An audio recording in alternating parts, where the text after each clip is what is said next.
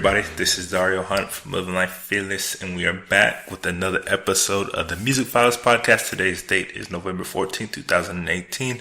With me, as always, is my co-host, Mr. Maurice Walker. Say hello to everybody. What's good, everybody? Welcome back to the Music Files. I am artist D. Walker, and I appreciate you joining us.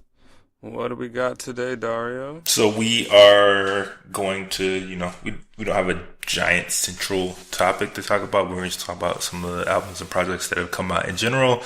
But before we do that, we are going to talk about some of the latest happenings in and around music. Some headlines that kind of just jumped out at me. So we can start with those. So the first thing that kind of popped up on my radar was Henchmen. I don't know if you remember that name, but it sounds familiar, but not off the top of my head. You should. I don't know. So I'm pretty sure he was the games manager and a bunch of other people's manager back when, they were really popping in the early 2000s. And I'm pretty sure he had, he's the one who had like some pretty serious beef with 50 Cent. And I believe he's also the one who they say set up Tupac when he first got shot in New York. Oh, word. Oh, crazy.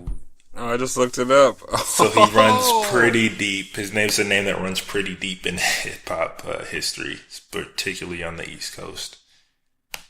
And yeah, I've heard his name in rap music. Yeah. That's crazy. So that's what... Oh, man. Okay. So he was just sentenced to 2 lifetimes in jail for allegedly ordering a hit on one of 50 Cent's former associates in retaliation for, I guess, Tony Ayo and that guy, Lodi Mack, I guess, assaulting his 14-year-old son back in like 2007. Damn. So, yeah. That's crazy. Something that happened in news. Well, sounds like justice was served. For those that don't know. At least partially. Partially. We don't know about all the other stuff he's done, but supposedly it runs pretty deep. So for those that don't know Jimmy Henchman, you should definitely kind of Google him and kind of see what some of the stories are out there about him. Pretty fucking wild. Yeah. Pretty fucking wild. Crazy. So last week we talked about Spotify. Yeah. And some of the changes that they were making with, artists being able to upload directly. Well, more than they're in the news again for their stock prices suffering and hitting an all-time low since they first went into public listing in April. Oh, yeah? Yeah. Huh. Despite recording, a record 87 million users. So. Yeah. Huh.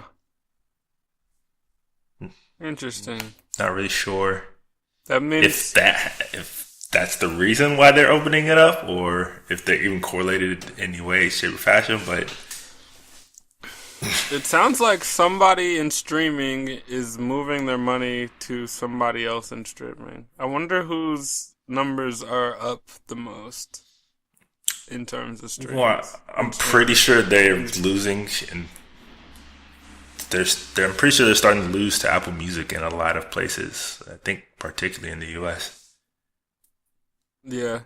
So, obviously there's more competition to when they first kind of started doing it, but at the same time, it's like they are still like, I think, the biggest name in streaming. So, I don't know. It was just interesting to see that correlation. Yeah. Or non-correlation, who knows? I don't know. We'll see. We'll see if that translates. In other news, other Kanye news, he has once again announced that he is postponing the release of his new album, Yandhi. Oh, yep, he did do that. Not by surprise. I knew that. I knew it was gonna happen. There's like no way this is coming out. Yeah. I was like, you just put out a month date. You still sound, it just sounded rushed already. So I was like, okay. Give yourself some time.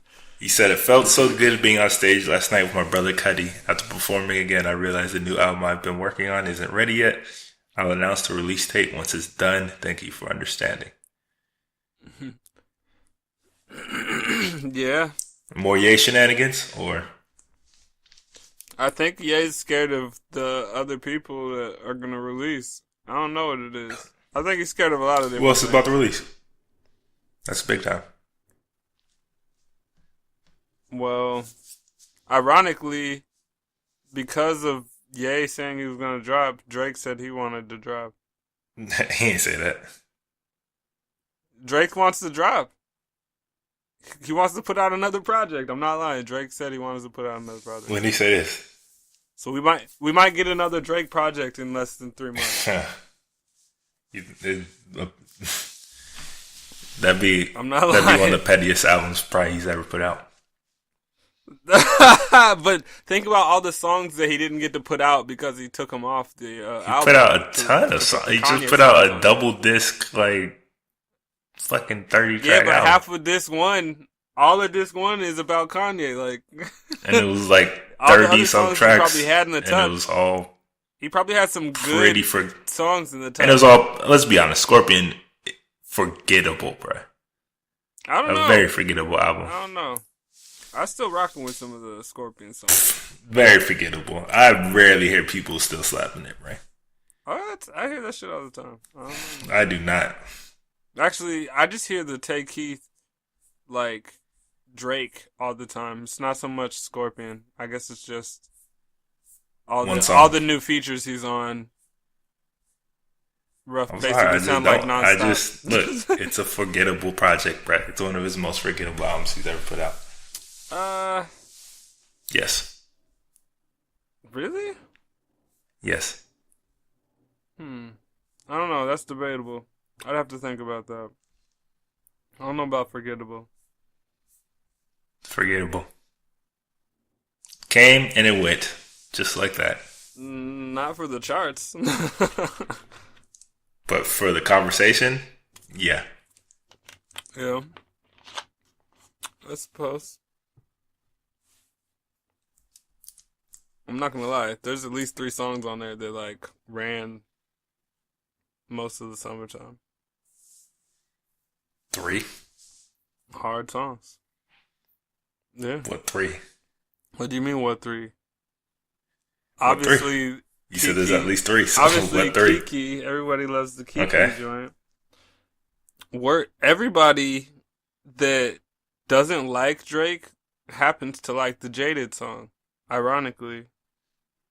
Bro, that did not run the summer. Please stop, bro. Jaded didn't run the summer.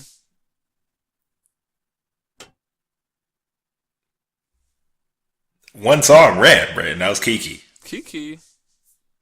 And That's How You Feel.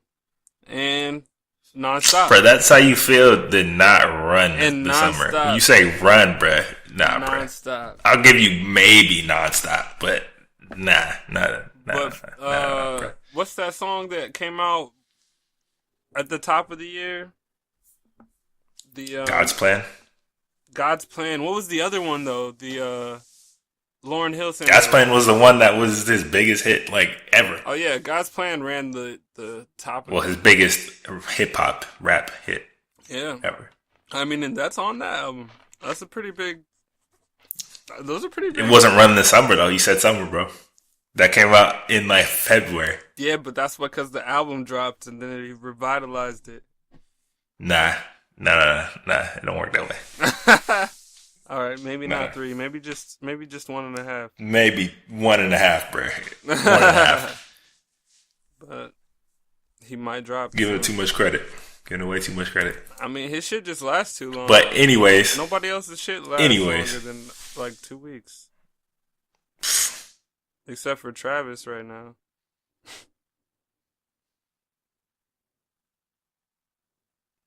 We'll have to disagree on that one. I don't know. Anyways, Mike Will made it is he's in charge of soundtrack duties for Creed 2. Oh If yeah, you saw that. that's gonna be tight. I'm interested in that. And he just released the first single with Pharrell and Kendrick Lamar. Yeah. Did I listen to that? I don't know if I listened You heard to it? that yet. It's cool. Yeah. It's not like, Oh, I did listen to the mantra. That's what it's called. yeah, it was a lot more It was, subdued, I guess, than I expected. yeah, it was more Pharrell than I thought it would be. I mean, it definitely wasn't like all right, like when Kendrick and Pharrell collabed before. It was all right, you know. Yeah. The energy just wasn't, I don't think, quite there for what I thought it was gonna be, especially for like a Creed 2 lead single, Yeah. Kendrick and stuff. But Yeah, not quite what I was expecting either, actually. But it's not a bad song. but I'm interested to hear the soundtrack though, yeah. considering he's curating the whole thing. Yeah. Which I think is a smart move because Creed really tapped into like that whole hip hop culture the first time around for sure. Right. Yeah, now Ryan Coogler, the director, he's really tapped in because he got Kendrick. He's not directing this one. Oh, right. Damn. That doesn't make sense. Okay, sorry. I thought he was. It does make sense. He was busy with Black Panther, and they still wanted to record it, and he's like, "Well, I can't. I'm on Black Panther right now," and they didn't want to wait, so they headed it off to I forget the guy's name, but another kind of up and coming Oh man. person. Well, that's interesting. I still want to see it. The trailers look fucking dope. I'm not gonna lie. Oh no, it looks lit. This is a legendary. Like, it's hard to believe that Rocky can be so legendary still, but it's like it 8 feels movies just in. as like dope. Like, it's still just as crazy. Like, all of it, the music, the writing, even it's just like tying back in everything. Shameless plug. I mean, we did just write an article about it called "How the Rocky Series Has Almost Always Done It Right," and it's all about their 8 movie run by one of our writers, Nick Hilton. So y'all should definitely check that out. Yeah. And he talks about it's Stephen Caple Jr. That's the guy who's directing it. He talks about how it got handed off to him. Oh, okay. That's interesting. Well, we'll have to check it out and tell y'all what we think on the Fearless show when it comes out. But we'll definitely talk about the soundtrack when it drops. But Got some big shoes to fill. I mean, I don't it's know. interesting because, especially followed by Black Panther soundtrack, which was like an album basically, and like one of the best albums Yeah. to drop this year. I mean, Future did a soundtrack. We can't sleep on Future. Did anybody listen to it? I listened to some of those joints. Because the few singles I heard, I was not feeling at all. So I was like, nah. And to be honest, it was for basically a hood movie. Yeah, it was. That's why it was so weird. It was just like... Whereas Creed and Black Panther are like some of the biggest Smashes. franchise type of movies you can ever be associated with, like a Disney Marvel movie and then like a Rocky series movie. So the fact that these hip hop artists and producers are getting control over like soundtracks now is fucking dope. Yeah, that's crazy. That's sick though. Never would excited to imagine, see what the rest especially of the never would imagine Disney handing off, letting Kendrick Lamar handle the soundtrack. You never know, man. But I mean, it's just changing for sure. I mean, technically. I mean, do you Disney remember when owns Jay-Z? Black Panther now. Do you remember when Jay-Z was like wanted to do the American Gangster soundtrack and they refused? Yeah. That's so funny. A stupid fucking move because then he came out with his own album, American Gangster, and that album was fucking fire. And then you felt stupid. Because that was stupid, bro. But I mean, because that was what's crazy is like Yeah, no, that was dumb. But then what was tight, I think on the Great Gatsby, I think Jay-Z I think he got to curate part of the soundtrack. I don't know if it was the whole did. soundtrack. He curated part of it. But yeah. And he definitely curated some of that for sure. That was tight. But it would just make sense for a movie like American Gangster, and the fact that they said no to him was like a stupid fucking move. Like, yeah, that was crazy. That was crazy. And that album, American Gangster, is underrated. And then he was petty enough to like be fuck it. I'm gonna name my next album American Gangster, anyways. And for real, that shit be so fucking fire. That was. But we have some news about Jay-Z, but we're gonna talk about that later. Missy Elliott and Timbaland have appeared to be back in the studio together, cooking up some stuff. I saw Missy on the timeline. I didn't know what it was about. I didn't actually click on anything. But yes, they were in the studio recording something. Huh. Okay, I'm not mad. It's probably fire. I mean, I don't know if it's gonna be hit fire, but it's probably gonna be really good. So that's about all I can say. I'm really just ready for some Missy music, bro. Like, it's been way too long. I want an album. Like, I don't want a song. She said an album is imminent. Oh, hell yeah. For real though. I mean, Cardi B's album cover looks like a Missy Elliott cover. I just really want to come back and just show her just how fire she is compared to so many of these other artists out right now, bro. Like, everybody be sleeping on her. People be sleeping on how good male, she fucking female, was. All artists should pay attention to what Missy Elliott does. Oh, I didn't specify gender. Oh yeah, I just said artist because she's fucking fire regardless of gender, for sure. Definitely. And I think that she gets heavily slept on for like her influence and just. She gets slept on because she's like for sure. above every conversation. Like, there's not really too many conversations you can have where you're like comparing people and you bring her up because those people can compare to her. Like, nobody compares to Missy Elliott, really. Like, we just put Missy over here and then we talk about everybody else. Like, you know. Like, remember when Missy did she didn't do it, but Katy Perry brought Missy Elliott out for a halftime. Oh, yeah. Or something. That was. And people were like, "Who's Missy Elliott?" Like, it was like everybody was searching like, "Who's Missy Elliott?" and shit on the Google search. That was like, what song is this that she's playing and shit like that? Like, I was like, bro, how do y'all not know this shit, bro? That was crazy. That's crazy. That's how I'm saying. Slept on, bro. Like, yeah. She needs to be remembered because her music is fucking incredible. Like, I still listen to her shit every now and then, for real. Oh yeah. Nah, if I put her album on right now, I could probably listen to it front to back. All of them. Probably every album she ever made. You could just turn it on and listen to every song. Fire. Because she's just crazy creative. It's just raw talent. It's nasty. But yeah. Shout out to Missy. So, next is Ariana Grande, and although she's had quite a turbulent year, she came up with a smash hit apparently out of this whole thing. And I'm sure you've been seeing these 3 words being posted fucking everywhere. Oh yeah. Thank You Next. Yep. It is her first number 1 single ever. Oh my god, are you fucking serious? Yeah. And the first number 1 debut for a woman since Adele's Hello in 2015. Damn. I'm a little bit mad at that stat right there.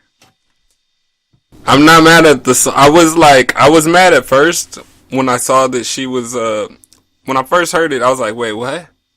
And then I listened to it and I was like, well, this is a good song. And then I was like, it kind of sounds like she dissed Pete a little bit. A little bit. And then I was like, let me put that back. Did she? And then I was like, I was like, she just mentioned 4 guys, and he sounded the least important. For sure. Right. I mean, it was definitely a record that was more I think in response to Mac Miller shit than anything. Mm-hmm. But I mean, she's been wearing his hoodie on stage or something. I saw her, like something about it, like her wearing his hoodie. I don't know. Yeah. It's weird. It's a fucking weird situation. Like, I don't even know how to even like really react to this whole thing. Like, I was not surprised though that it was number one because you know how girls love their breakup songs as Taylor Swift. Yeah, but she's profiting off of a breakup / mourning song. It's not just a breakup song. It's breaking up and mourning. Oh no. It's not number one. Look, let's be clear. It's not number one because the song is so amazing. It's number one because of the whole story surrounding the song. Yeah. It's crazy. Cause honestly, like if she had just broken up with somebody, or like she had just broken it off with Pete and then put the song, I don't think it would be number one. But because the whole situation with Mac and Pete and shit like that, then it's like kind of the perfect it elevated it way past she definitely capitalized on it. I mean, I don't necessarily blame her for that, but I don't necessarily know how I feel about her capitalizing on it so quickly. Does that look weird though? To me, it looked weird. I was like, bro, like this just happened like 2-3 weeks ago, and then. I don't know. I don't know. It's just weird. To me, it felt weird. That's why I was like, I don't really know how to react to the whole situation because it feels kind of like I don't know. You just trying to cash in on it, but at the same time, I don't want to say like you're cashing in on it, but the optics look bad to me. The optics are bad for sure. Bro, Mac died like a month ago. For real. And then the song came out like a week or two ago, and then she broke up Pete like 2 weeks ago. So it's like it just feels like a cash in. Like the optics are bad. Like honestly, it is. Well, and I think part of it is because Pete had to like do a little something on SNL or whatever. So like she kind of I mean, he just did another one on SNL, which is funny as fuck. Like. Remember, he got in all that trouble about making fun of that veteran and like his appearance. Yeah. Well, they got the veteran guy onto the report, whatever. I forget the segment it's called, but on to the report with him. Mm-hmm. And and the dude started roasting him basically. And it was just like a funny, like, because he apologized like to his face and like to everybody on TV. Yeah. Then like they kind of just had like a humorous like sketch about it where like he started roasting Pete, and then like his phone started ringing, and it was her new single "Breathing." Oh, okay. The ringtone. It was the ringtone of his phone, and that shit started playing. And like, everybody just started dying laughing. He just looked over like, a word? Yeah.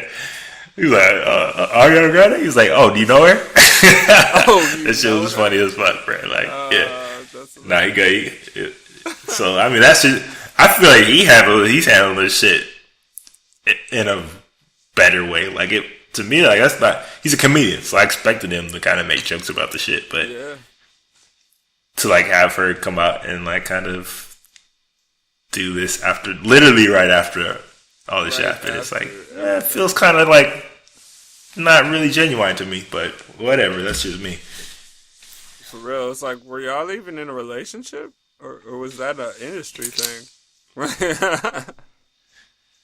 I don't know, bruh. I don't know. And then, like, almost again, looks like a fake relationship. Like it almost looks like one of those pairs. I mean, it felt like a fake one. Like, how you get engaged after like, personally, how the fuck you get engaged after a month? Fam, like, that's just remember retarded, when Angelina Jolie was with like Billy Bob Thornton? Yeah.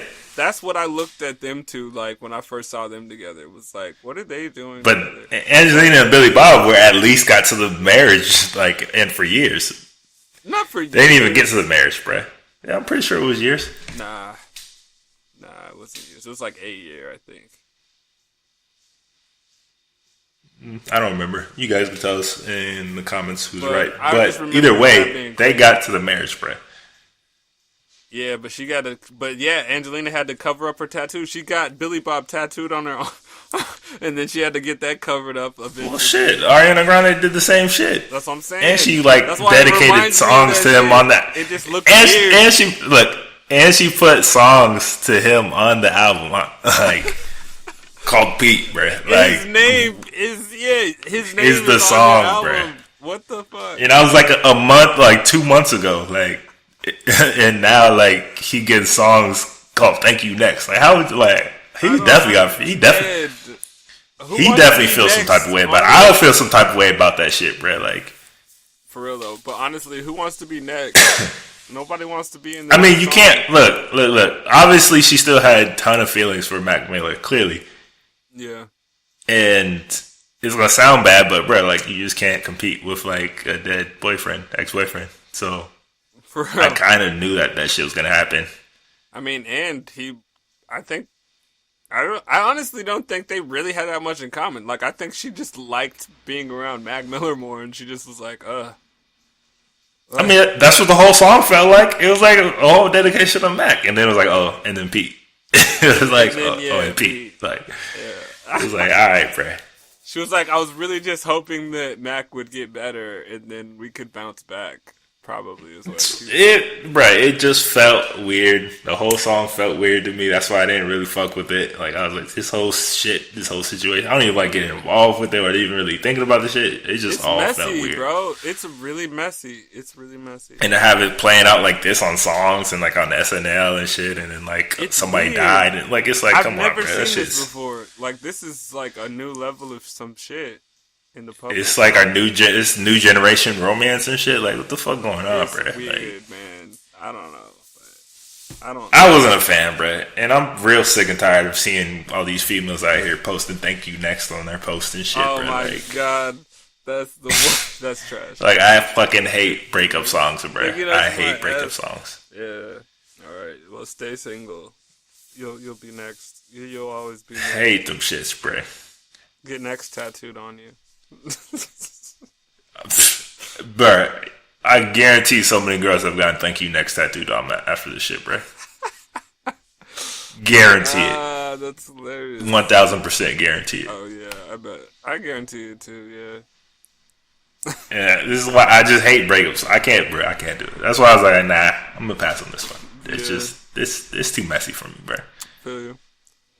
Well, I guess. What you guys let us know. What did you guys think about this whole Ariana Grande "Thank You Next" situation? And was it too soon? Like, did she make and release this song too soon after everything that happened, or what? I mean, yeah, just let us know. It's interesting. Yeah. But next item, Sony has officially completed its acquisition of EMI Music Publishing. For about $4 billion in total, and that now this officially makes them the biggest publishing label in music. Interesting. Yeah, because EMI, it's in England based, and it owns quite a lot of large name, iconic artists catalogs. Yeah, I was thinking that number sounded kind of low. It was 4 point something, like 4.3 in total, but some weird thing they paid him earlier, so it was around $4 billion valuation, and it's now already valued at 4.7. This shit's probably like 8. It could be. I mean, they just paid off. For those in Michael Jackson's estate had owned like 10% of EMI. This is how fucking gigantic Michael Jackson was. Yeah. And they just paid them off for their 10%. I think $280 million. So, okay. The Jackson estate is doing quite well for itself. Hell yeah. I mean, the Jackson estate owns the Beatles catalog. And they own Michael Jackson's catalog. So, like, what else do you need? The two biggest artists ever of all time. So, like, yeah, I think they're doing all right. Yeah. And it's not even the Michael Jackson family. That's what's so fucked up. It's not the Jacksons family. The estate's separate from the family. The estate, right? Yeah, that's what I'm saying. again, that's so fucked up. They're still alive. That's another very messy situation. Oh, it's another very messy situation. Yeah.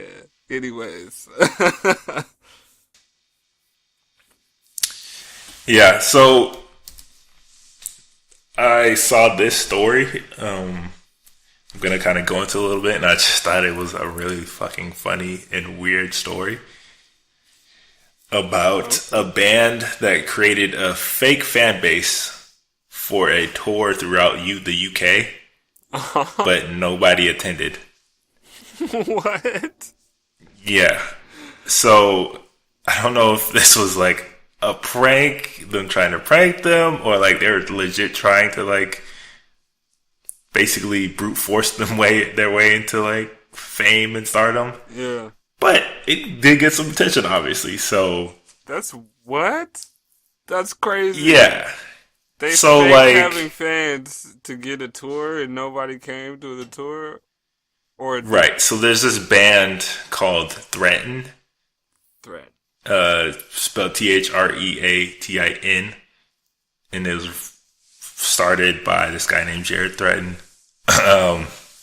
So they had an online presence, and they suggested that they had an active fan base, and that his band has already toured extensively throughout the US.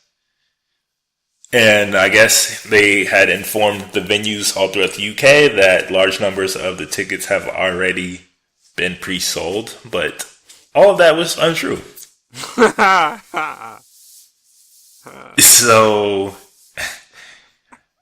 that's lit. I guess they went to one place called the Underworld, and they were supposed to have their show.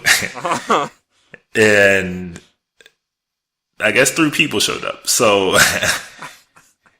and they even wrote on the band's like Facebook page that like this is the club called the Underworld, and they wrote on the band's Facebook page. They said, "What happened to the 291 advance ticket sales your agent said you sold?"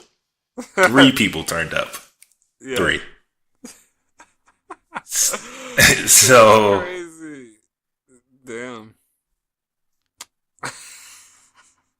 That's amazing. Yeah. Just to like, well, because the thing is, you wouldn't be able to maybe play a show at these venues again because no, they wouldn't. Them, but they wouldn't have even let you book the places if you're not selling tickets because they got to hire staff and bouncers and all this other stuff. And well, yeah, if they're doing all this and then you don't even have any money from ticket sales or anything, yeah, or like, there's no money, there's no drinks being bought, like. So, I mean, they're saying that the guy Threatin had actually prepaid a lot of those bookings. Oh, so okay. So he kind of rented the venue space. And then there was... Yeah, but then obviously I'm sure the venue space was banking on, the outside, the cash of, actually people showing up, Yeah, to the shit. It's obviously like based on, we'll staff this and then you know. Yeah, we'll get money from drinks, all this other stuff, stuff like that, Mike. That's crazy. That's hilarious, fam. So yeah, and it was supposed to be like a entire UK tour. But apparently now they have canceled the rest of their tour, and the guitarist and the drummer have both left the band. And the Threatin's Facebook page has now been deleted, along with most of like their websites associated with them. Wow. Well, I hope Mr. Threatin's got a solo project ready. 'Cause now's the time. I mean, this is the perfect time. Like, you have like all this attention, and like now you do a show, people might actually just show up out of curiosity. Yeah, like you might be able to pull a couple hundred. Just you might not. You might actually get your 300 confirmed pre-sold tickets. But the fact that he deleted like all the social media shit, the website, all this stuff, to me, it points to the fact that this was like obviously a mentally troubled individual who thought he could like somehow like I said, brute force his way into fame. Yeah. And then it didn't work out, and then he was like, "Oh fuck," like. Right. Instead of realizing like this is your best chance to capitalize on like that fame.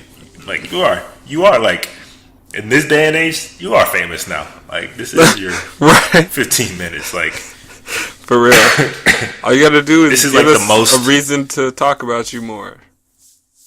Yeah, this is like the most current generation music story, like tour story I've ever heard. Like for he real. booked all these venues based off of supposed Facebook likes his page had, which was around like 38,000 or something like that. So he bought Facebook page, like Facebook. But yeah, but they're assuming that they were all paid for, yeah. and I'm sure they were. That's an expensive project to like just right. Like I mean, they made tour merchandise, everything, bro. It's crazy, bro. That's like some Banksy shit. Like. That's weird. But we know who he is. I don't know, man. That's crazy. They flew to the UK to play for two people. So, yeah. No return on investment there. Strange. Very strange story. Yeah. That's funny. So, I mean... It's definitely, I think, a band you should check out on YouTube and like their music videos. I want to fucking see. Hilarious. I want to see, man. Like, just do it. Because trolling, like, it's like sometimes trolling's good. Like sometimes a troll is better than real life, and it's crazy. It kind of has that like Corey Feldman feel to it. You remember when Corey Feldman was like, "I'm gonna be a musician"? Yeah. And it was like, it's kind of like that. Very fucking awkward. Like, just go watch the music videos, bro. That's amazing. That's so funny. I'm down. Yeah. All right. Threatin. Go YouTube that, everybody, now.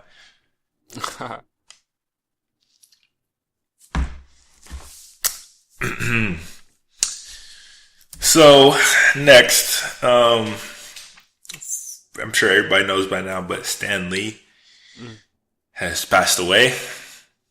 Yeah. And which fucking sucks because it's fucking Stan Lee and the guy seemed fucking damn near immortal. Yeah, Stan Lee, the legend's not even the legend, bro. Word, like, bro, that's childhoods right there. Like he's responsible for like a good 70% of like my childhood, bro. Yeah, man. And then now, like, imagine now what he's responsible for kids' childhoods, like with the movies and everything. Black Panther probably wouldn't have happened without Stan Lee, like, pushing for it. Like, as a comic book. Like, I don't know if they would have made it if he died before it was in production. Yeah, I don't know. He's responsible for a lot of great things culturally, and obviously his characters that he was involved with, and just building the whole brand of Marvel into what it is now. And like now, it's like it's a juggernaut, obviously. So yeah, I mean, and we're speaking about Stan Lee now, obviously, and this is our music podcast, but because Stan Lee and Marvel have like a long history of influencing hip hop and like rap, which is you kind of think would be a strange like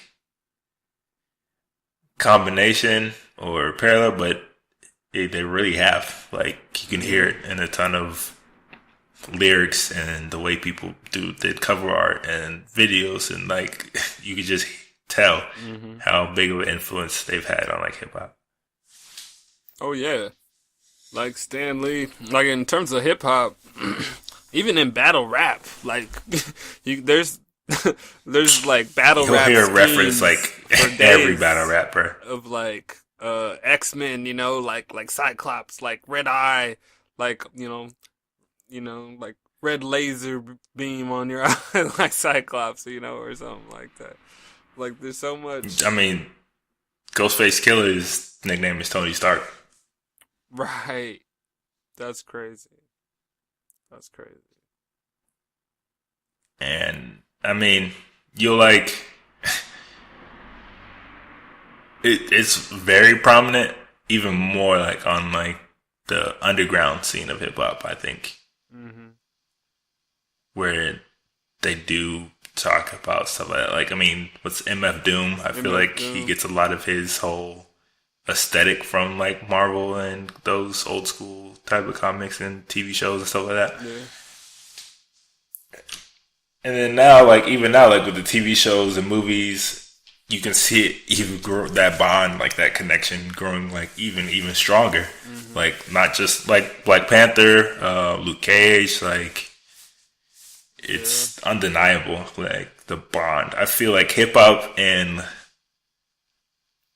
I would say Marvel, comic books, but specifically Marvel and Kung Fu are probably like two of the biggest like influence on like I think hip hop over the years.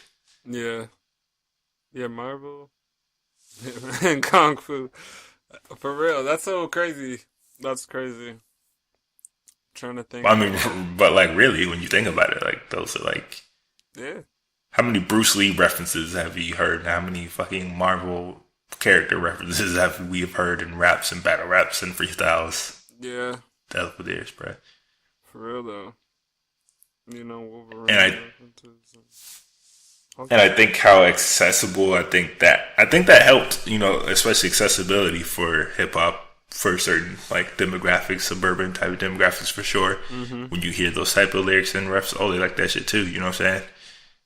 But then I also think hip hop helped so much with like Marvel credibility with other cultures and demographics. Yeah. Marvel's always been something very inclusive, and I think that's what drew a lot of like. I mean, that's what drew me to X-Men for sure. Yeah, so I think hip hop just like that seemed to resonate. That's how like it was formed. It was like an eclectic bunch. Yeah, and I think Marvel specifically, like DC, I don't feel like they have that type of connection or that urban type of clout that like Marvel does. I don't think they've made anything with any kind of direct hip hop like overtone. No. Not that, I mean, I'm not the biggest DC fan, so I couldn't necessarily tell you for sure, but from the top of my head, I can't remember anything. I mean, Marvel, they did the alternate covers of all the classic like hip hop albums. You remember that? Yeah, that was crazy. Like they had a cover series, and it was fucking it was insane to see Marvel do that. Oh, this is fucking Marvel doing this. Like they're reimagining all of like Ready to Die and Illmatic, and like they're like substituting their characters like Spider-Man, all these Marvel characters, and that shit was so dope. Yeah, and I mean. And anything Marvel related, man, that's Stan Lee, bro. Like he was like a big proponent like that, inclusive and like reaching out to different, people and stuff. So yeah, it's definitely a big loss, not just for comic books and and culture in general, but just, I think hip hop. Yeah, for real, hip hop, cinema, the world, Craig. So, I mean, rest in peace. Yeah, rest in peace. God. Stan Lee did so much. I just saw him, like, last night. I was watching the show, and it shocked me because I saw him, and I was like, oh, like, because it just happened, but I just saw his face smiling on screen, and it fucked me up for a second. Yeah, it's just one of those losses that, even though you don't know him, you feel like you know him. You know what I'm saying? Like, he feels like part of the family. You know what I'm saying? Like, it's crazy, bro. Yeah, man. It's crazy. Can't believe we're not going to get no more Stan Lee, man. Yeah, we're gonna feel that loss for a while, but he left behind so much magic. He definitely did. Definitely did. So we're gonna move on. Today's date is November 14th. And for those of you that don't know, 15 years ago to this day, Jay-Z released the Black Album. Label Noir. It is now 15 years. 15 years, bro. That's crazy, right? That's so weird. That doesn't... it doesn't sound real. That sounds like fake number. I'm like, 15 years? I remember when that came out. Like yesterday, bro. For real. I'm like, was that really 15 years ago? I remember that shit like yesterday. Oh, man. That shit slapped so hard, man. Dirt Off Your Shoulder. When I first heard that, I was like, yo, what is this? Just like the beat was like... So... This is the album that really, really put me onto Jay. Like, I mean, I always knew Jay, obviously, but this is the album that really, really made me a huge fucking fan. Was that his 10th project? Maybe. I don't remember. Yeah, he has a lot of albums. But... I don't remember, but no, it's 8th project. 8th project. But this was supposed to be his retirement album, of course. Yeah. Everybody remembers that. Right. This was his fade to black, whatever. Mm-hmm. Obviously, that has not held up to be true whatsoever. But at the time, man, that's impact, to me, I think his impact was even bigger than the Blueprint. Oh. That's interesting. I don't know. That's hard to say. Because it's almost like piggybacking off the impact of the Blueprint. Because it's Jay-Z. Well, hear me out. I think he couldn't make that obviously wave. The Blueprint has its like classic status and its like iconic moments. But I think this is when he really, really crossed like into that mainstream. Do you put hit that mainstream? Let me ask you this: do you put the Black Album above Blueprint? See, this is a tough one for me. Because Black Album legitimately might be my favorite. What are your top 3 Hove albums? What are your top 3 Hove albums? Top 3? Yeah. Blueprint, Black Album, and American Gangster. What? Those are your top 3? Those are my top 3. Wow. That's crazy. Reasonable Doubt is Reasonable Doubt's number 1. Nah. Reasonable Doubt, Blueprint. Just because it's the first one, it does not make it the number 1. Fam, I could put that on right now and listen to it front to back. And you could put Black Album on right now and listen to it. Like, of course. You can put Blueprint on right now as a run to back. So so what are we talking about? like he might have a legit 5 classic albums in his discography. So like, what are we talking about? Oh man, 444 would be my top 5, but I don't know. Not better than those to me, but it'd be my top 5. I don't think it'd probably be 5. Impact. It'd probably be 5. I already told you. I think American Gangster was super slept on. In terms of how fucking good it was. I feel you. That shit is fucking good, bro. It was good. But then Black Album's impact on me is bigger. I tell you, I think Black Album's impact is bigger. Not just because it was a moment he's retiring, so everybody's like watching it and seeing how good it's going to be. Mm-hmm. It's because like he took the best of the best producers at the time. Like it almost felt like a career like a best of album. Mm-hmm. You know what I'm saying? Like the best of pop, the best of big. Like an album you would get after they're really, really done and like they put all their best songs together into like a CD for you to like hear what they're all about. This is what this shit felt like, but it was all new shit, bro. what's crazy about it is how legendary that album has, like, produced songs that will be, like, played forever in hip hop. Like, bro, 99 Problems. But a bitch ain't one. And oh my god. My first song. If you feel mad for me. Public service announcement. Oh my god. Come on, bro. You know when that shit come on the intro, everybody stops, bro. Everybody stops when that shit comes on. Everybody, bro. Allow me to reintroduce myself. My name is... He got production from Quick. He got production from he got production from Blaze. Bro, he took the best production, the best producers, got the best beats. Everybody he didn't get production from embodied them. Like December 4th is crazy. What more can I say? It's crazy with the Gladiator Maximus. Bro, come on, dog. No, yeah, it's classic. This feels like a greatest hits album of all new shit, bro. Like this is how good it was. Mm-hmm. Honestly, that's and this was the one that really made me like consider Jay-Z as a possible GOAT. Like this really made me think Jay-Z is a possible GOAT, bro. Like for real. Oh, when that came out, I knew he was like probably one of the greatest of all time.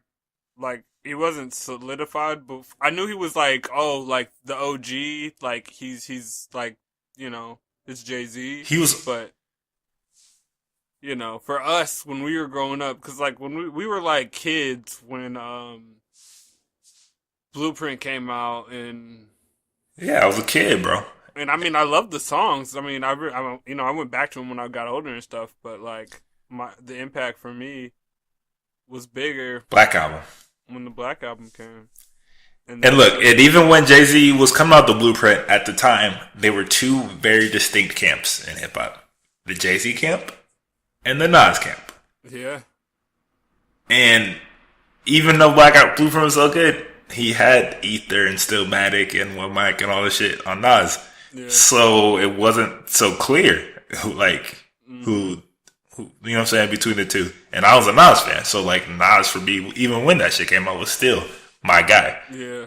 So it was never like so clear and cut, like, oh, this is Blueprint. But so maybe like, yeah, it's really good. Yeah. But I'm still fucking with Nas, you know what I'm saying? Like Ether and all that shit. So. But when Black Album came, a whole different story, bro. Oh, yeah, nah. It was undeniable. Whole different story. That's like... Couldn't deny it. I was like, bro, possible GOAT right now, bro. Like, possible GOAT. And that's saying a lot, because it's amazing. And 15 years later, like, the fact that so it's... wild. You can throw on any of those songs right now. And what's crazy is, like, to think about that. Like, that album was so crazy. And then he just dropped an album, like, 2 years ago or 3 years ago that was almost as impactful to the culture. Like, it hit the culture as hard as... But in a very different way, obviously. Yeah, in a very completely different way. Like the Black Album was just shit. I'm the best ever. That was like his statement. I'm the best ever. That's what it was. Yeah. It's like, stop playing with me. I'm the GOAT. Like, and I was like, was the Black Album. And I just Casket. Bro, I can remember it to this day hearing that shit for the first time, bro. Like it's special. That's a special album. I still don't think it gets the respect in his discography that it deserves. Black Album? Because, I feel like people always run to Reasonable Doubt and the Blueprint. But to me, I think the Black Album is just as impactful, if not more, than both of those albums. Yeah, I think the problem is, I don't know. It's weird. They're such different projects. They're so different. I think that... his projects is pretty different. You know, I just think I like the other ones slightly more because of how introspective and less bouncy they are. Man, you can't say that because then he's got My First Song, bro. Like that, he got December 4th. Like, come on, man. Yeah, can't say that. No, I mean, and even... Encore. Like, those are all very retrospective songs, bro. I know, but just about that part of his life and that part of his career, which he thought was coming to an end. Yeah, that's weird. Nah, yeah, you're right. It's up there. I still don't know if I'm gonna take it above my two, but I also think because it was not the retirement album, like it wasn't the end album. Yeah, kind of, it kind of diminished it a little bit because he didn't like walk away at that point. Oh yeah. Like if this was your last thing of hearing Jay-Z on an album like that, then I think his status would be way higher. You know what I'm saying? Yeah. Oh yeah, definitely. The album would be revered as maybe one of the greatest albums ever made. One of the greatest albums ever, bro. I think for sure. Like if you'd have ended on that note and like walked away from it, like legit walked away, I think it'll gone on as like one of the greatest albums ever. Yeah. Not like to me, it's still gonna go down as one of the greatest albums ever. But I think no question from anybody would have gone down as one of the greatest albums ever. Yeah, it's not a hands down. I think because of how that all went down, but right. That's weird. I didn't ever think about that, but that album was amazing. Changed my life. Slept on. Top 3 for me. Easily top 3. Easily top 3. And then I'll say maybe Reasonable Doubt. Reasonable Doubt and American Gangster are interchangeable for me, but nah, I gotta do Reasonable Doubt. Blueprint. You're doing that just off the status, bro. Just off the fact it was number 1, bro. What you talking about? The Reasonable Doubt's my favorite. Man, I love that album. I love that album. Are you kidding me? I love it too, but you're giving it the nod just off the respect for the fact that it's his intro to the game. You gotta learn to live with regrets, bro. You gotta listen to regrets. You gotta listen to man, the album's just good. It's a great album. You can't tell me The Reasonable Doubt can't be up there. You can't tell me American Gangster can't be up there either, though. I'm not telling you it can't. I'm just saying mine are Reasonable Doubt. But he legit, look. The Black What's Album. crazy is he legit might have 5 classic albums. I'll do 444 up here, even in my top 5. He legit might have 5 classic albums. 5.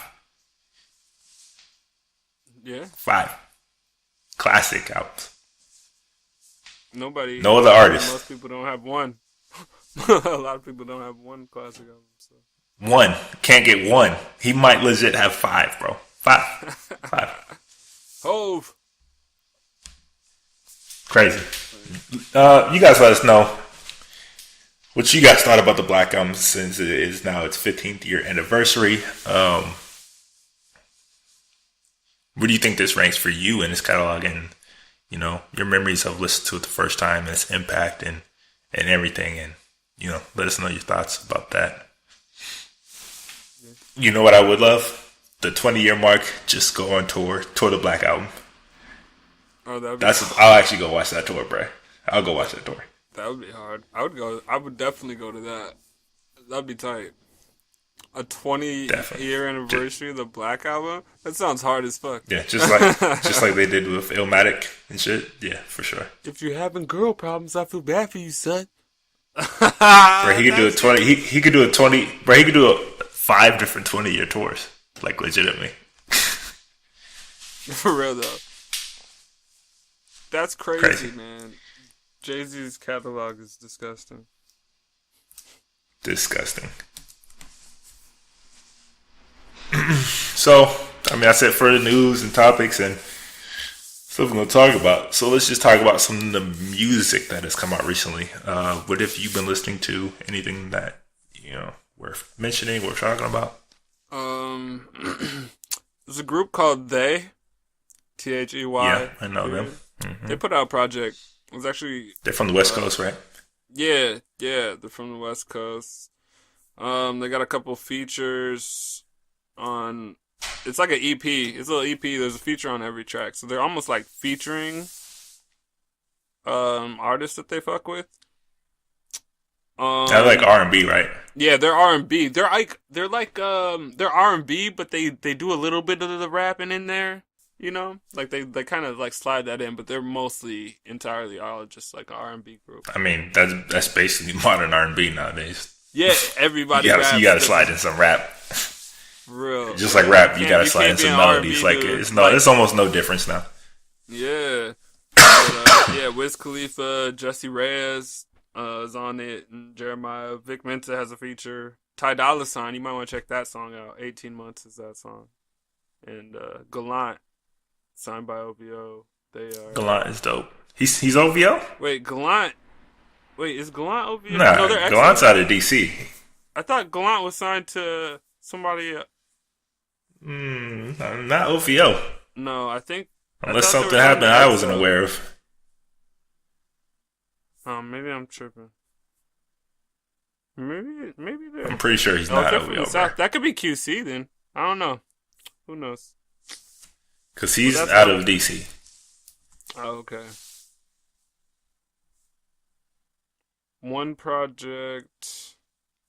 I'm listening to. Did we talk about he signed a Warner Bros. Oh, it just came out when we finished last time. Yeah. I told you I hadn't gotten a chance to get around to it, but yeah, let's talk about that. I did get a chance, and I did give my reaction to it. So let's talk about that one. Okay, bet. Well, it was actually, I was telling somebody the other day because they asked me about it. I said it was a nice, almost like a palate cleanser for all the music that's coming out.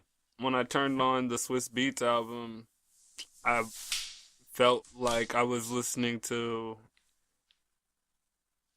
almost like early 2000s hip hop, but without it being dated. Like it felt new. Like new music with the old vibe. It was like core. I was so it's like core hip hop, bro. Yeah. There we go. It was back to the core.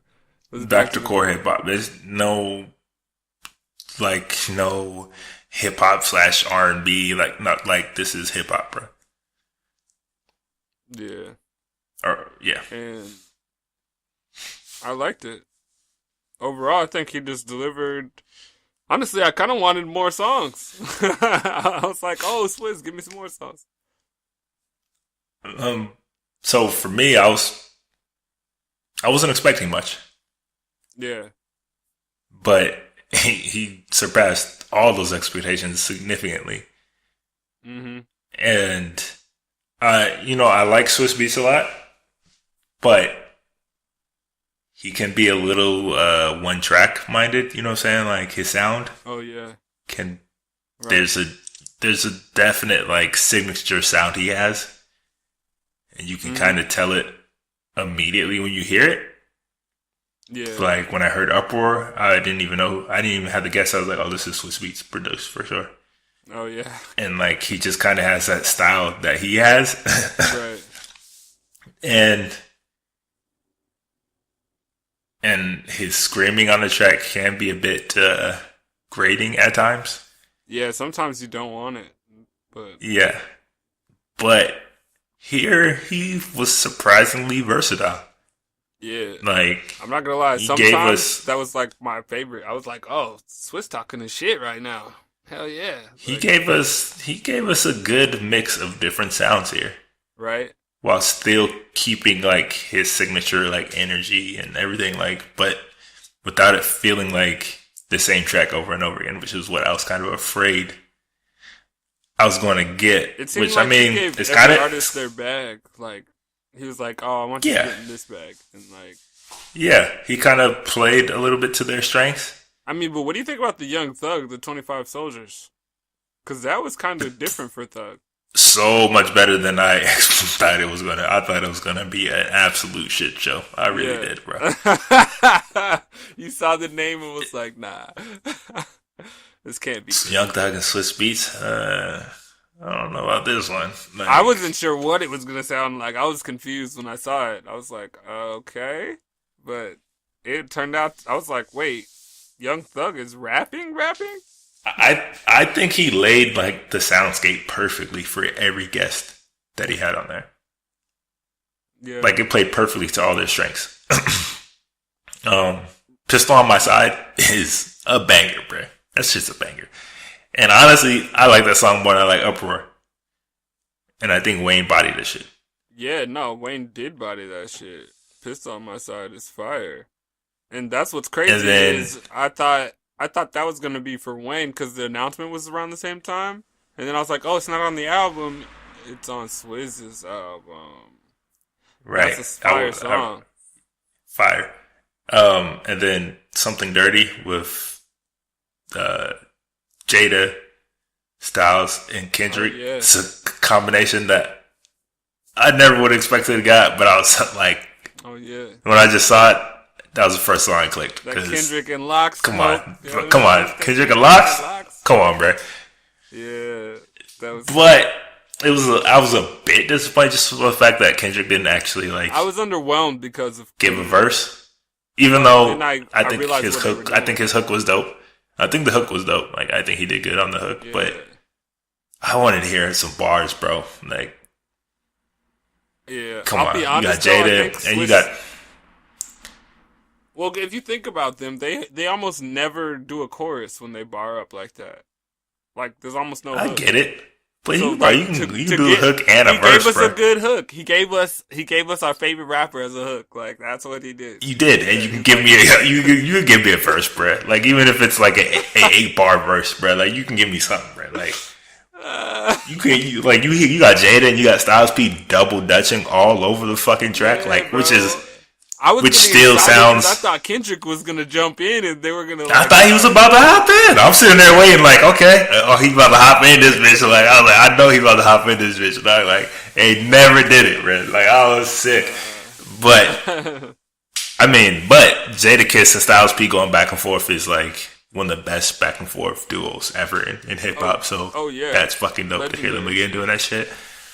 That shit's fire. So that was dope. Echo was surprisingly, like, again, when I say versatile, that song was like some like DJ Premier type shit, bruh. Like, for real. Like, that perfect Nas pocket for him.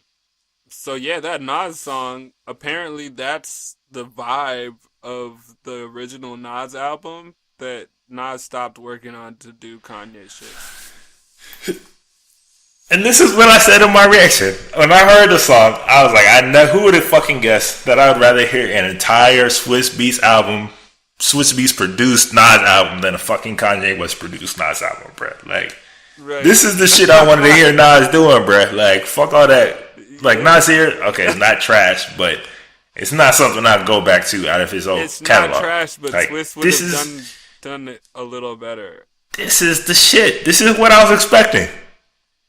That's what that Echo is what I wanted. This is it. Nasir. This is what I wanted. This is what we wanted from a new Nas. And Nas, bro, Nas bodied this shit. Like, really bodied it, bro. Like, if you listen to his opening, like, little 16 he does about the chick, the mom that killed her husband, and then how that, like, cursed the kids, and then how he's dating the daughter now, and oh my. And he's just... Swizz Beatz is just annihilating this whole shit. Like, it was... Bodied it, bro. Like, this is what I wanted, bro. But for real. Hopefully... But so, Nas is coming out with the album, though. I think he's gonna drop probably in the first quarter. Is he? Yeah, because obviously everybody knows that the last album wasn't the real album. So I think he already has an album done, too. So Swizz Beatz said he has 3 albums ready. He said he wants to have an R&B album. Bruh. Like, come with this heat. That's all I want. Come with this Nas, bro. Swizz Beatz said he wants to put out an R&B album and another something else. I forgot, but yeah. I don't need to hear all that. This was good enough for me, but I mean, he could surprise me again, but this is enough for me. I mean, the song with Pusha, that was like a perfect Pusha T song again. Like, bro, like, he really brought out the best of, like, all his features. I skipped French Montana's part, but that's because it's French Montana. But other than that, like, French song's good too. Until it gets to French, I can't listen to French rapping, bro. I'm sorry, like, I can't either, dog. Can't do it. It's a good song, but I just skip it because it's French Montana. I'll be honest. I listened to it up until his verse, which is the end. Exactly. That's what's fucked up. French. That's hilarious. That's hilarious. I mean, stunt, like, bro, like, this was just a very, very good, surprisingly fucking good project, like, yeah, and he showed a lot of versatility, so, like, I was surprised, bro. I was pleasantly surprised.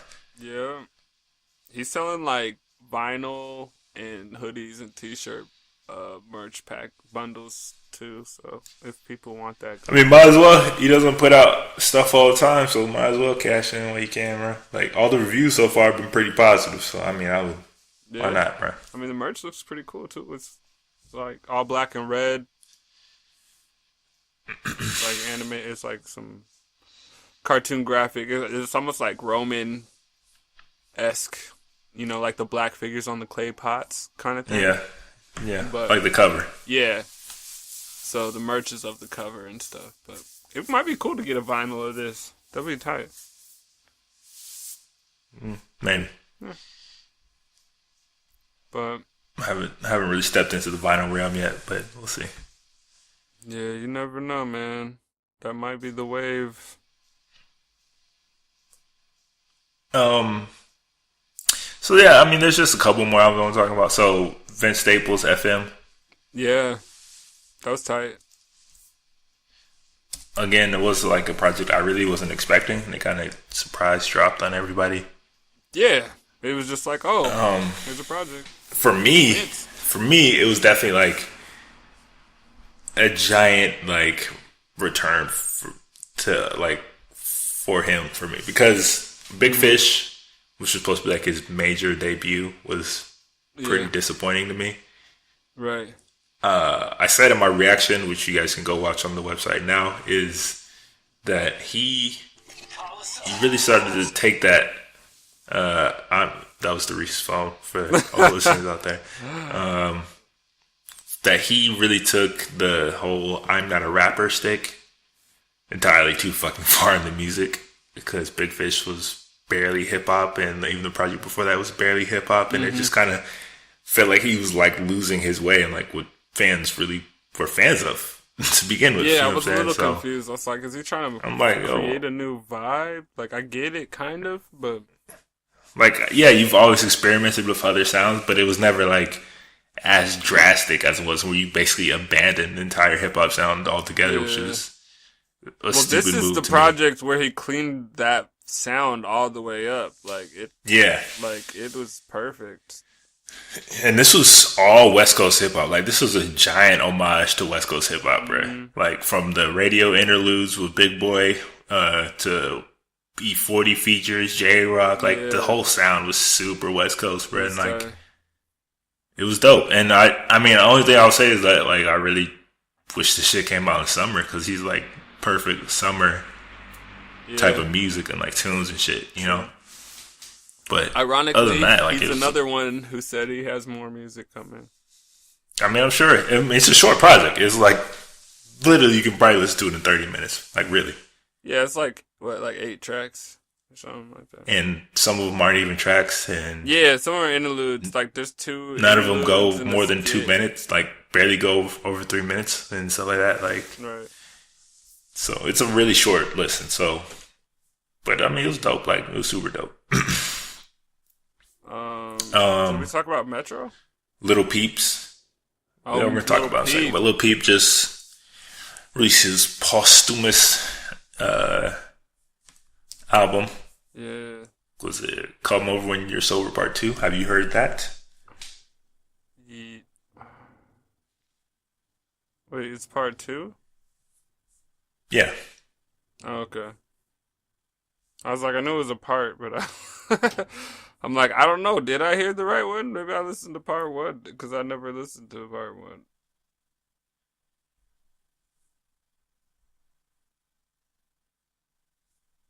Hold up. So have you heard it or not? Nah, I've only heard Part 1, apparently.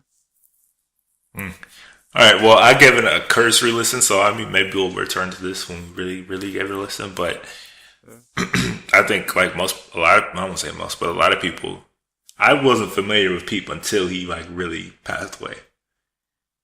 True. And that's like kind of what made me really check out his stuff, because everybody's saying like how dope he could have been or how dope he was. Yeah.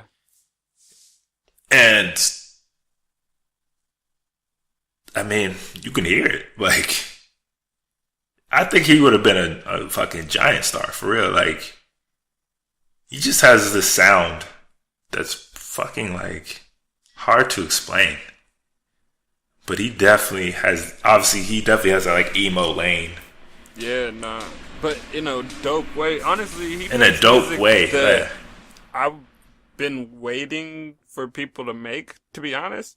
I was kind of just wondering where the more rock rap lane. Yeah, like it's not rap, but it's like a mix, and it's not like Linkin Park. I mean, kind of like Linkin Park, but but definitely darker. Closer to rap, though. It's Linkin Park, but closer to rap than Linkin Park was. But closer to the rap side than the. But he still has like the vocals, like that rock type of vocals. Yeah, it's like a grunge type of vocal. He has sort of like a grunge vocal, rock. Yeah, vocal. Yeah.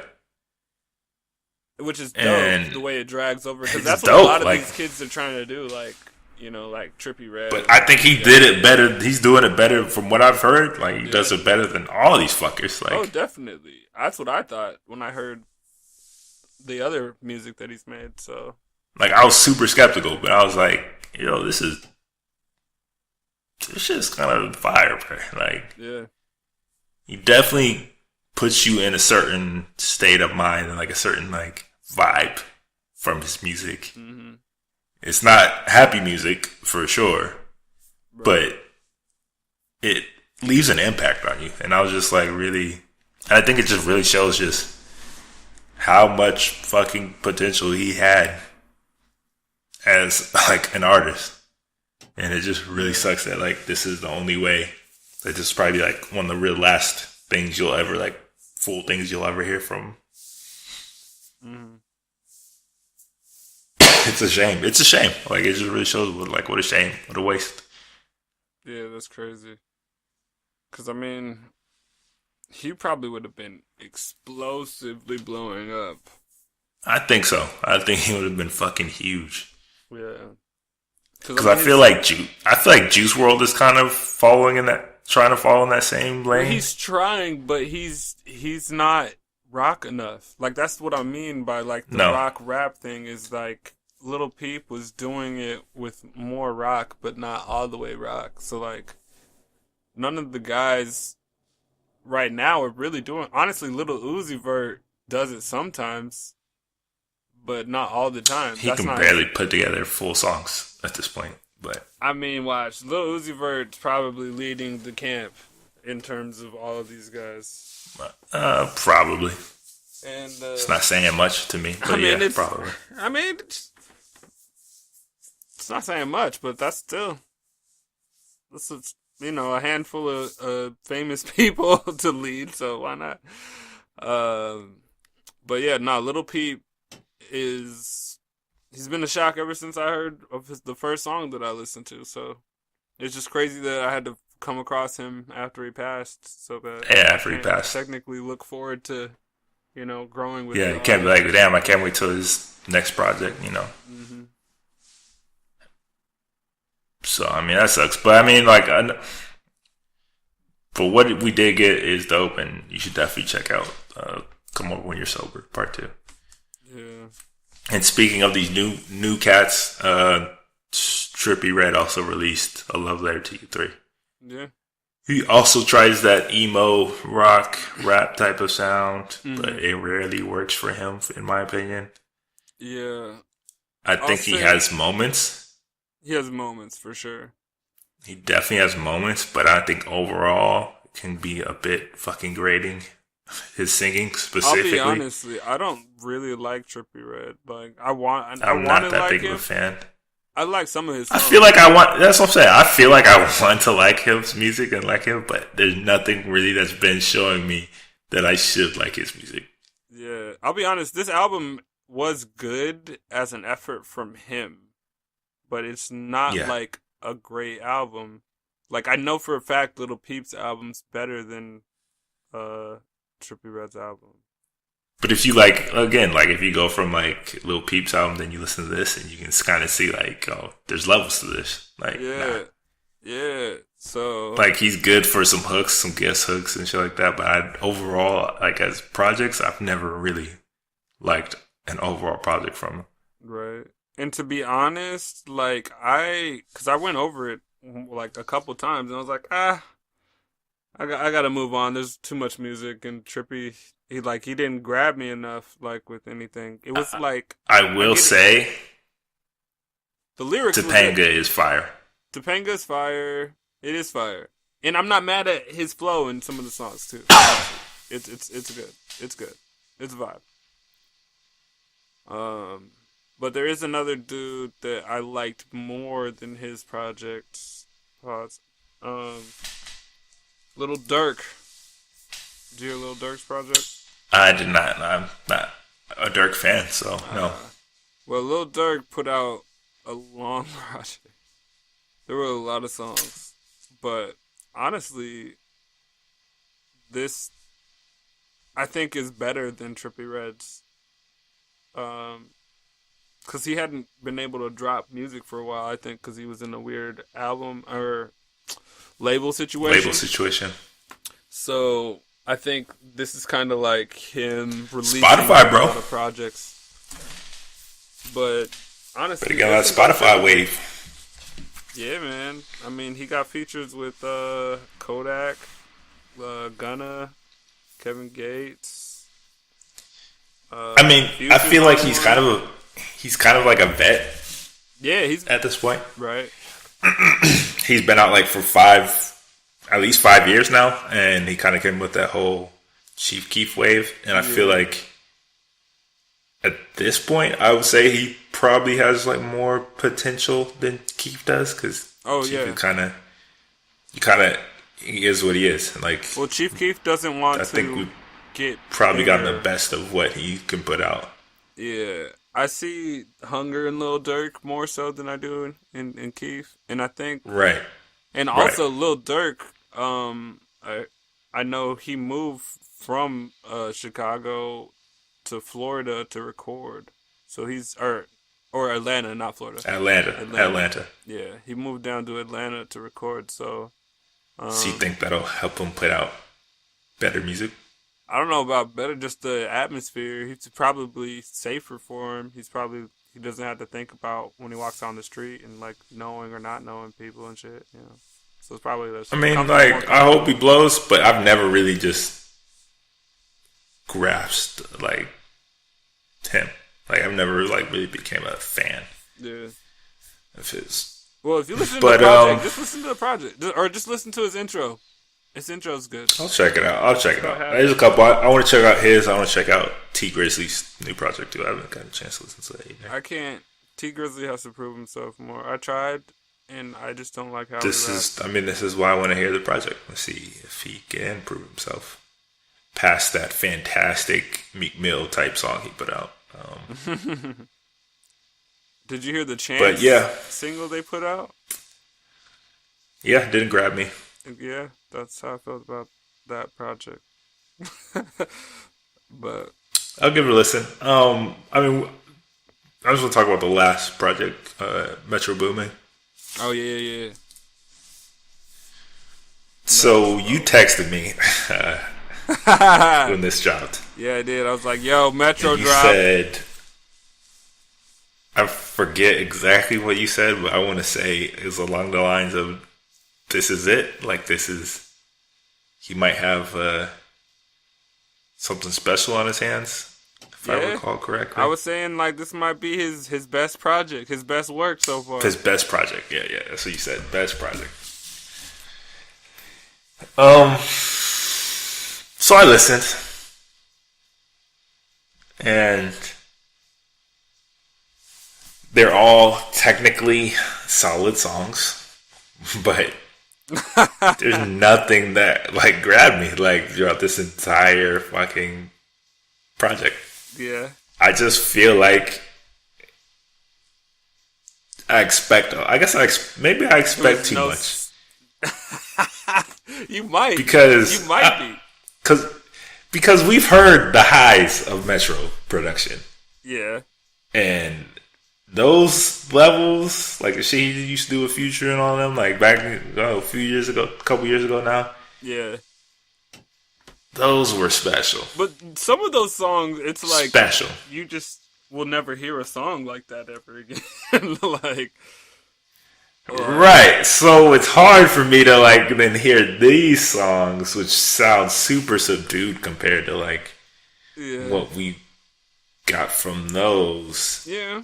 And they just don't never reach those levels again. And when you reach those, I mean, when you're being like ordained as like the next Dre, the next, you know what I'm saying, like next Timbaland type producer, and to come back with songs like these, it's kind of like none of these really grab my attention. None of these feel like classic songs. Like none of them like they're just cool. Like they're okay. Like nothing special to me about the project. I think the one that has been talked about the most, Space Cadet, was the one 21 Savage was whispering on. Yeah, that one. And I hear Space Cadet a lot too. And it was actually dope. Honestly, I actually like that shit. I'm not even mad at it. I just want to let people know. Crazy. The Yin Yang Twins, yes, the Yin Yang Twins did a whisper song. Yeah, a million times better than this one though. Well, that's what that was from. He was referencing. He was just like, "Yo, I know." Shit. But in case the people didn't know, the whisper song, that shit was lit. I mean, it's just, come on, Metro. Like, I know Metro has more. No, he definitely has more. But honestly, I know you got better shit than this. It was very cohesive as a production-based project versus, and Travis kind of kept the thread going. So it was more like a Metro Travis-ish tape. Like, cause Future. I don't even think he's on this one. He's not. Yeah. So maybe that's what it was. Maybe we wanted Future. Or maybe Future heard these shits and was like, "Nah, I'm good." These are all the beats that Future didn't want. Nah, he's like, "Nah, I'm good." These are all the shits that he wasn't fucking with.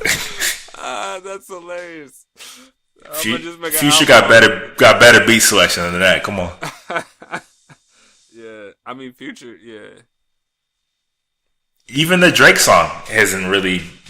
I don't feel like it's really been buzzing like that. Like that's like 3 songs this year with Drake that have not been the normal attention that you'd expect. I mean, the Travis Drake song is gone. Yeah, but I'm not. Well, no, he's been on a long time ago though. He's been on a lot of feature songs, bruh. Yeah. This year. Yeah. And normally when Drake gets on a song, it's a home run. There's been about 3-4 songs now that have not really been some guaranteed home runs like they used to be. Well, it's all about the beat though. It's the beat that makes it a home run for Drake to jump on. If the beat's already boring, then it's not gonna really be like the song. Like the song No Complaints isn't like that. It's not like that crazy of a song to begin with. Like he could do something dope. Very average. So like, very average. Like Drake just did something with it. Like very average. This is what I'm saying. The whole tape very average. I just expect more. Maybe it's me. To be honest, I didn't. I thought I thought he just needed to prove that he could put together something that wasn't sloppy or like sounding the same, exactly the same. It wasn't sloppy, but it wasn't exciting either. And for somebody who's been ordained as like the next great producer, you gotta come with better than this shit. His clout's definitely been up. Oh, I did want to ask you. I really don't want to see him. Look, I just really don't want to see him go the way of like Zaytoven. Well, Zaytoven's kind of resurrecting his shit right now, but like that whole wave of producers that have their 1 year run with an artist, and then after that can never, Yeah. Oh, I can't let you go without you telling me what you think about your boy Takeoff. Okay. Highly anticipated by Dario. Takeoff better than Quavo's. Album, the solo project. Better than Quavo's. Oh yeah, it was better than Quavo's. Because it wasn't. Yeah. It felt more focused, and like he didn't have a. I don't even think he had a feature on the whole project. Well, not an announced feature. There's a couple of slides in, like Quavo's on a song. Yeah, actually, you're right. I did, but I just feel like it was a good project, but it wasn't, anything mind blowing or like nothing like so crazy. Like I needed it, really needed this whole thing. No, I didn't even need half of this thing. But I think there's moments for sure. It's like Lead the Wave, Casper, Soul Plane, Martian. Like he definitely got some songs, but there weren't. But again, when you have reached the highs that the Migos have reached, it's hard to listen to some average shit, bro. Like it really is. And that's you just been getting some average shit, highly average, fam. Like, and even as like the Takeoff, the Quavo shit was confusing. Was below bad. average. It was it was so confusing how bad it was. I haven't gone back to it because I was just like mad. I was just like, why is it so trash? This was kind of like the level I expected at least Quavo's project to be. Yeah. Like this is for me. This is like bare minimum Migos level for me. I mean, this to me kind of proves my point that Offset's the best Migo. Well, look, I will say this: like I was most excited for Takeoff because he's had some bars on some songs, bro. Like I mean, he had some bars. He's had some pockets on songs where I'm like, hold up, I didn't know he could do this shit, bro. Like, yeah. I didn't know he had this. Like he showed you some flashes. Mm-hmm. Like I mean, on some of the even songs on QC's album, even on the QC compilation album, where they gave him a song, Scotty Too Hottie or whatever it was. Oh yeah, bodied it. Yeah, and you get those pockets, and you're like, damn, like this nigga might be the best. Might be nice with and he just never really got any of those flashes on this project. I felt it like one time, but I forgot what song it was. Because it was because I don't feel like I felt it at all. He kept switching it like from like his regular Migo talk to like one of those like like how he like starts to bounce it quicker, but then he'll slow it back down. Like he has this really cool way of like starting to like pronunciate and like break down words, but it fell short for me, but. Honestly, as what everyone considers to be the third Migo, for us to say it's better than Quavo's album is probably still a win for Takeoff. I mean, for me, Quavo's clearly the third most talented in the group for me. Like clearly, I just think, for sure, he's more like he's the figure. Quavo? Damn. Yeah, clearly. I can give you songs where he bodies them. That's hilarious. Bodies them. So Quavo is the figurehead, but musically he's the third. For sure. Musically rapping, the third. Like, for sure. I just want that Offset shit. Just go listen to Too Hottie and tell me he does not fry that. Again. I haven't heard that song. I don't think I listened to the compilation. Fried it, but it's what it is. It was cool, but nothing. I mean, again, once you reach a certain level, you kind of have those expectations of at least staying around that level. Like you can't, hit start hitting grand slams and then come back hitting singles and shit. Like, we need that consistency. Oh yeah. And these newer age rappers, man, they have a real struggle of keeping that consistency. But there's some people gonna drop soon.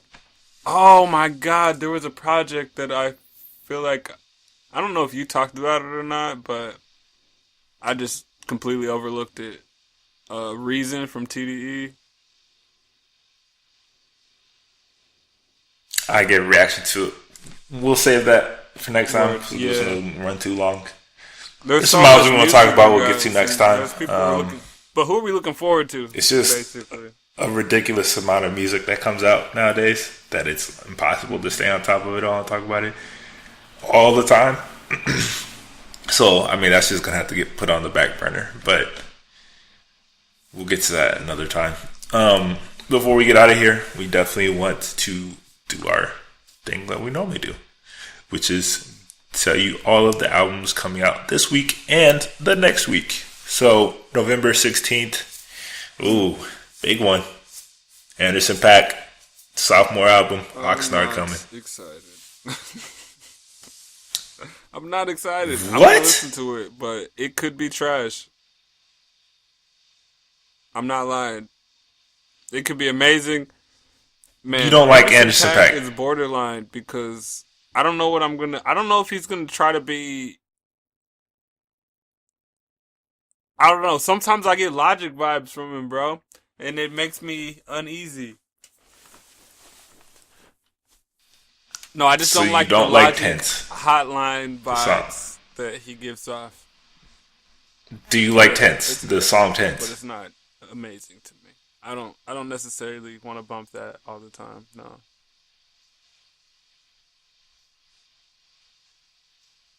It's good. But it's not exciting. Do you like Bubbling? Fam. Have you heard Bubbling? Pac to me is not exciting. I just don't like him. I don't. Have you heard Bubbling? Off the top of my head. Yeah, go listen to it. I'll look that song up. Tell me you're not excited. But anyways, Anderson .Paak, Oxnard debut, sophomore project. I'm definitely excited for that one. Little Mix, like that female band, like boy band, girl band, however you want to call them. LM5 album coming out. Mariah Carey is listed for having an album called Caution. I'm pretty sure it's not a new album. I haven't heard anything. She's on The Voice as like a guest host right now, so she could be dropping some shit. Is it? Could be a lot of people are dropping Christmas shit. So that's true.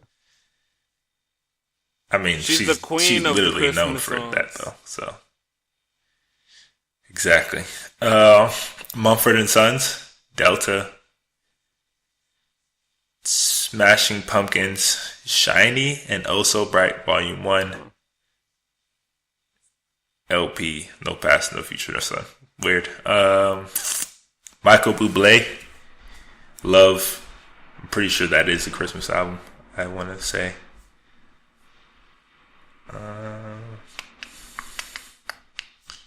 These are all for November 16th. I'm trying to see. I feel like I'm missing one. Is JID dropping? Could be wrong. Not this week or next week.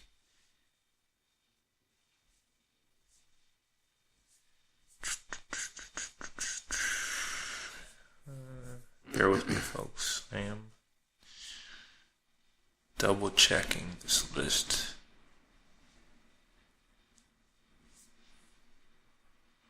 Okay, yeah. So that's it. For November 16th, for November 23rd, Read It Or is listed as having an album coming out called Phoenix. I feel like her wave is kind of dried up. I don't know That's just me. I've never been a fan of Rita Ora. Her song that she blew up on was a Drake song that he gave her after he like already leaked the reference track. So I was like, I don't know. I never was into her. Basically. Nah. So, okay.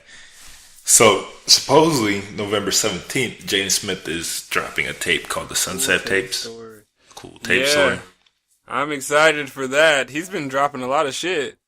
Lucy's. I don't know if it's just going to be all the Lucy's he put out and no more new music, but...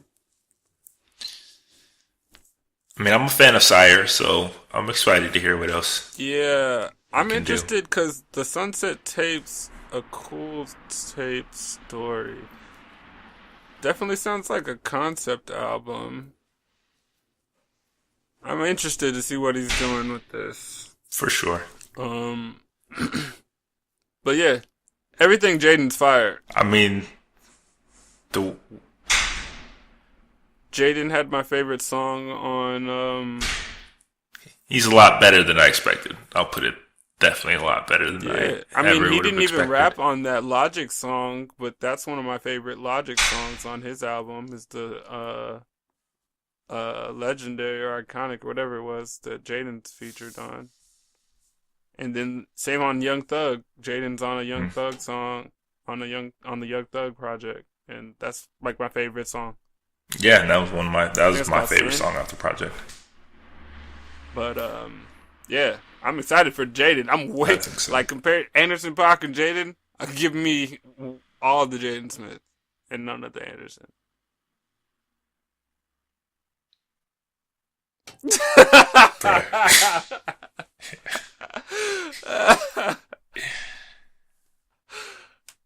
It's alright. That's how I feel about Mick Jenkins' Born. Oh my God, you were crazy. You know how many people I've talked to who love that album?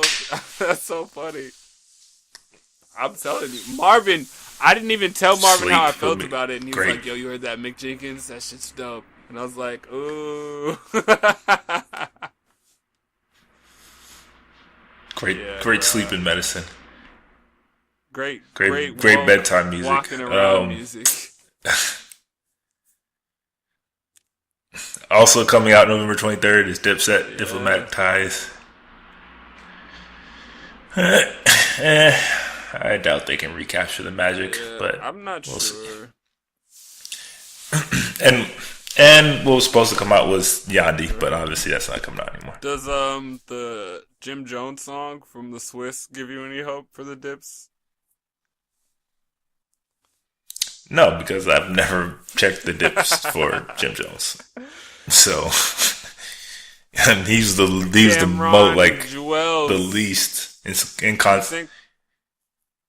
he was the least consequential artist out of the whole group to me. So, whether he was on there or not was never like, damn, I don't know if I want to listen to this song. Musically relevant though, active. Yeah, active, but so well, we'll see. I wanted to hear Cam. I wanted to hear Jewels. That's it. Hellrell. I need some ad libs from Hellrell. I don't even think Hellrell. I think it's literally just them three. That's awkward. From what I saw, but who knows? We'll see. Okay. We'll see. Word. So yeah, we'll be back. But that is it for this week's episode of the Music Files. Again, today's day was November 14th, 2018.